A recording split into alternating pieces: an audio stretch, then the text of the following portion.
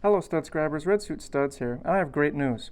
I was recently able to acquire a job interview at one of my local Lego stores. So I'm going to show you guys how I'm going to get nice and snazzy for the interview. I want to make sure that I look my very best and make a nice impression, so I'm going to make some Lego tie clips. So without further ado, let's get building. So to start us off here, I got these hair clips from my local craft store, and they'll double as tie clips just fine. They're right about the same size. So all we want to do for first here is just kind of straighten them out so that they match the straight edge of the Lego pieces that we're going to attach. That way it doesn't bend at all. So what I did is I got a couple different colors here.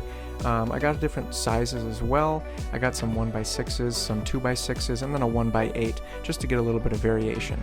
And we're going to be super gluing them onto the hair clips. So it's a good idea to be in a nice open area because the glue can get pretty pungent. You want to have enough ventilation because the fumes can get a little overbearing sometimes. So making sure that you're just kind of being safe with the harsh chemicals in there. You just kind of want to do a nice even layer throughout the entire hair clip. That way it has a nice base throughout the whole thing so it doesn't bend or pop up in any other spaces on the hair clip.